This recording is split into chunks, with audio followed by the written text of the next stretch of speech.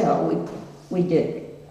And it was just great. And every time we refinished anything here, you remember how it had little windows up top? And the day they put curtains up the windows, oh, that was something. That really was. Well, we celebrated that too. And the kids would be so happy too. That's what we loved. They would take a part in it and being happy over things like we were. And then sometimes we'd be concerned because something was going to cost so much. And, you know, sit around out there in the what we call that place, the milks up, and I forget now. And that's where we had our big meetings, and then finally in here when we could get it closed out. But the lady that had the barn was quite well known in this area. Her name was Sophia Ahola.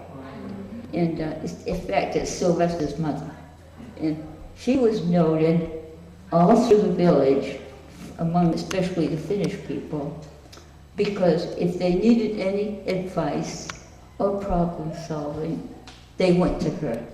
And she would help, and they'd talk it out. And I thought that was wonderful.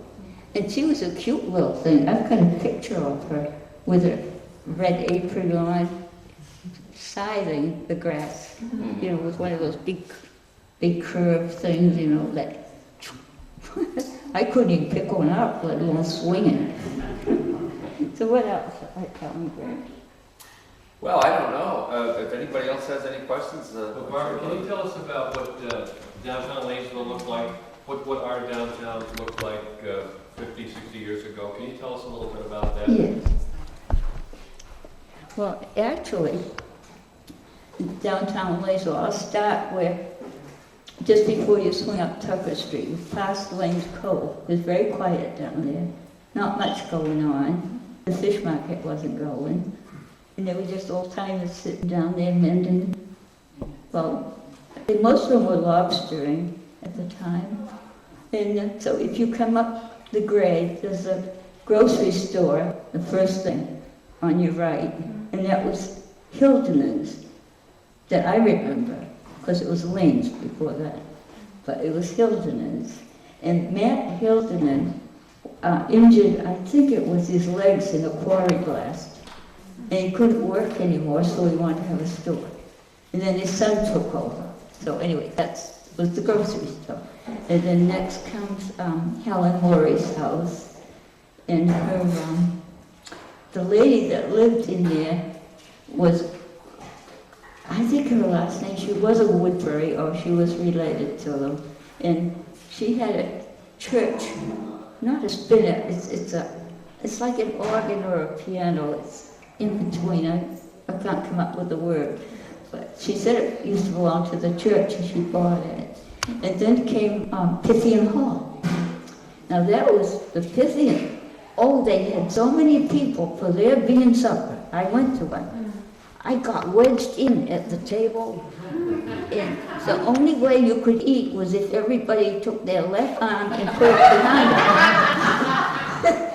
And then you'd have your right hand. Forget that left. Oh, but it was fun, you know. And they put on shows, and the ladies would put on little parades and got all dressed up. And it was great. So, and then came Sonny Quinn's First National Store. That was next to it, and we used to go there. And the reason I said Sonny Quinn, because he came from Rockport, and he married into my family, so I knew who Sonny Quinn was, you see. And then who was next to Sonny Quinn? Oh, there was a lady who lived on, not High Street, well, right up this way somewhere. And she'd be on the quarry, Fitzgibbon's quarry up that way. And she decided that what Lanesville needed was a place for women to buy their clothes, their dresses, anything they wanted. So she set up a shop. Annie Mackey, that was her name. Very nice person. And she had a family, but she was a little older. Thank you, dear. And Josie, she keeps better put it over here, I'll upset. So, anyway, Annie had the shop, and that's where I bought my first house dress. I don't like house dresses. I thought, well, I'm getting married, I should have a house dress. What? House dress? So, anyway, I did, and I liked it because it had a zipper. It went, you could put it on and go, and that was it. So that was fun. Then next to Annie Mackey's, let's see, well, there was a barber shop. Roy Wilbur, to my knowledge, had it for the most time that I saw it. And he lived up at the top of Plum Cove with his wife and family. And that, of course, everybody went to Roy Wilbur's to find out what the news of the day was. Never mind waiting for the paper. That was the thing to do. Then next to Roy, there's a space. I think a Quiverton family lived there. I remember the daughter, two daughters. And they're nice people. And somehow they're related to Sylvester, but I don't know how. And then next to that is a driveway, and then comes the drugstore. Well, that drugstore, it had Western Union, everything. You could go in there and the chocolate smell, oh, it was just wonderful. And when you went in there for an ice cream cone, Fred would really pack it in, never mind balancing it on the top. Then he'd roll it in those chocolate jimmies, and he rolled it. He rolled it twice. It was just wonderful. And then next to that, you walk down a grade, and then I think there's a little shop there now where they sell baked goods and yummy things. I've never been in, but it sounds wonderful.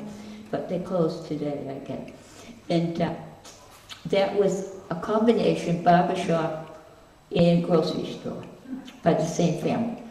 May would run the groceries, and her husband, Freddie, would do the barbershop. And as you came in the door, there were two doors. So actually they were shut off, the one door here, one door there. And you laugh, how they got the groceries.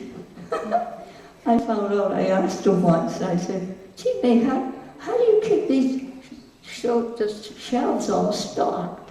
What are you doing? She said, we keep going up the A&P, she said. Then we lock them up a few cents. I thought that was so funny. Well, it made sense. They know somebody likes certain kind of soup, they go up the A&P, buy 6 cans. Put them out on the shelf. Nobody cared, there it was. and her husband, Fred, he knew everybody in town and out of town, and everything they were doing, and where they went and where they were going. He was so interesting. But he collected shells, and he made things out of driftwood. He was really artistic. The people surprise you, You never know what they're going to do. And all you can do is ask. And you find out all these wonderful things that people do. They still do. That's what makes Lanesville so different. Everybody here does something. I bet if I went around this room and asked every one of you, I'd come up with something. I bet something special. Everyone. If they haven't done it yet, they're going to next week. What else? Well, that's what makes you a good reporter and a good historian and a good storyteller. You have a fascination for that and an ear. Yeah. We're glad you got it all down on paper, I'd say. Yes. Yeah. I had to pick up my book and read it to see what I wrote. Of course I read some of it. But that was funny though about the poor fisherman that was lost in a storm off the Grand Bank somewhere. And all of a sudden they were all ready to have a church service and he arrived by stagecoach. He had somehow made the hitches and gotten in. But when anybody was lost fishing or didn't show up or the dory was missing, they would put a big bonfire on top of the breakwater, at the gap. by the way, did you know how wide that gap is? I had to tell the Coast Guard. They didn't know.